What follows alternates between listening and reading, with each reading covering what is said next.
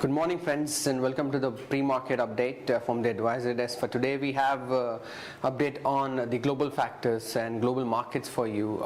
Dow Jones last night was down by 190 points and Nasdaq 46 points, so 1.5% down after the Ben Bernanke, that is the outgoing Fed Reserve chairman, has said that they're going to reduce the bond buying program by more than $10 billion. That is, initially it was 85, then it came down to 75, but in the yesterday's meeting he said that the 75 would be cut down to 65 from the next month onwards. So this is again a big surprise for the markets, as mostly all the market people and the analysts as well as the investors were expecting that he would keep the $75 billion as intact and not change it to 65. So now this is again a big surprise and a shocker for the emerging markets, because all those printed money which used to get printed in the US would come back to the emerging markets like BRICS and the European countries, some pigs. So that would definitely impact the emerging markets, and we are seeing the Asian markets are down. Hang Seng is down by 502 points.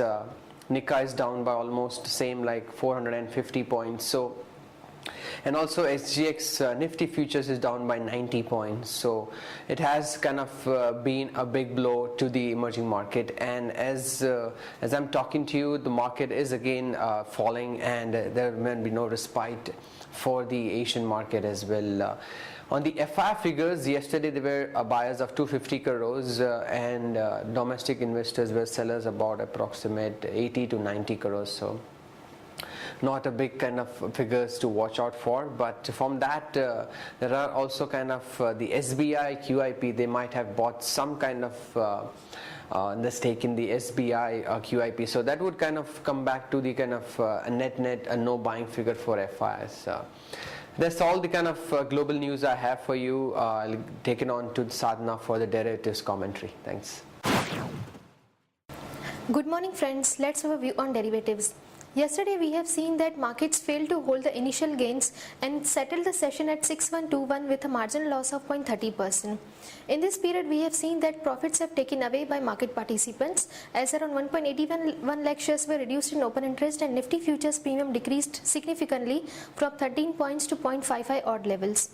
On the PCR front, we have seen that a gradual increase in the put call ratio from 0.87 to 89, which is clearly saying that put option has added more number of shares. We can see in the strike of 6,100 followed by 6,050 has seen good activity in open interest front, and call strike of 6,200 and 6,300 had seen unwinding activity in open interest. Our positional support would be 6,000 on closing basis, intraday support would be 6,030 and resistance would be 6,070 and 6,120. And yesterday we have seen that Federal's move, it reduces bond purchases by $10 billion, due to which all US markets closed down. Now Asian markets are trading in negative. Singapore Nifty is also down by 100 points, so we may see a gap down opening in Indian markets too. And yesterday coincidentally FIs were net buyers in future and option segment. There is no security in bank period today. Overall our bias for the market is negative, and we may see market may remain volatile and uncertain ahead of January future and options expiry. Thank you. Hello friends, welcome back to the pre-market MID idea update. We have fundamental news and events that is going to be held out today. We have results to watch out. We have Bank of India estimated 7.14 billion rupees. We have Hero MotoCorp estimated 6.04 billion rupees.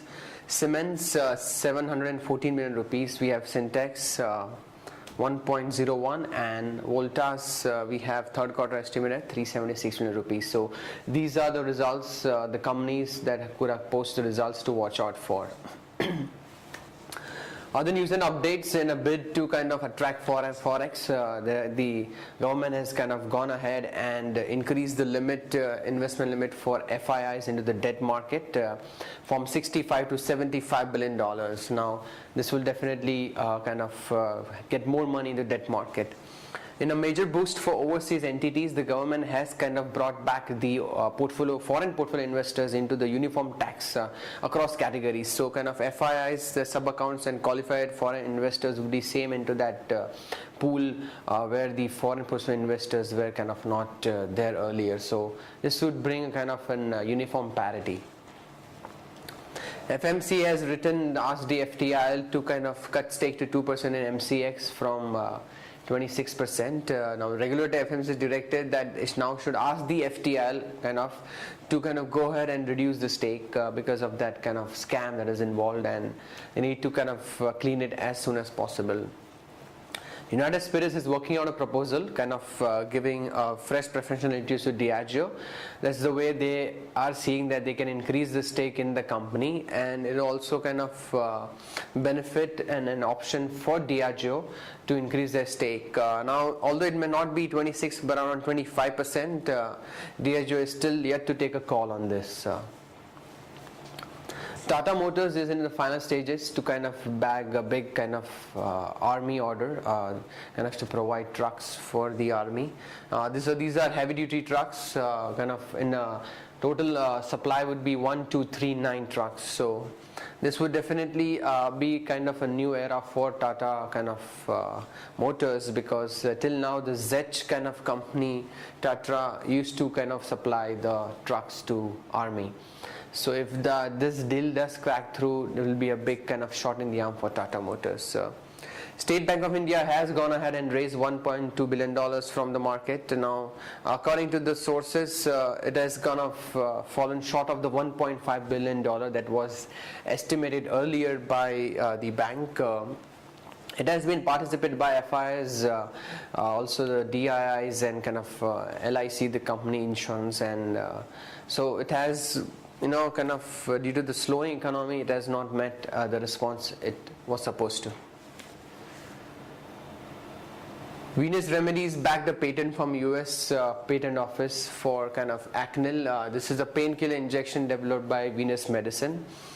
This will definitely be a a market which is worth $1.5 billion, and a good growth and revenue seen for Venus Remedies as a whole. Natural gas prices may rise over $9 as US winter push-up rates to a 4-year high. Now, Indian gas consumers, those who are there, have to pay an even higher price for natural gas than previously anticipated. Because of the weather and the international benchmark prices that have been changed, and LNG rates that are used to determine the local rates, so it will increase the cost for the end consumers. We again got China's manufacturing, that is index, contracted for the first time in the 6 months. In January, PMI in Jan fell to 49.5 from 50.5. Now the expectation was 49.6. The expectation was already low and below the 50 mark, but it fallen below the estimate. So that's a real concern and worry for the world's fastest economy. Action to be taken on this news: short Tata Steel, stop loss 365 and target 348 and 340 on the downside. Friends, that's all the fundamental news and stock updates we have. Have a good trading session. Thanks.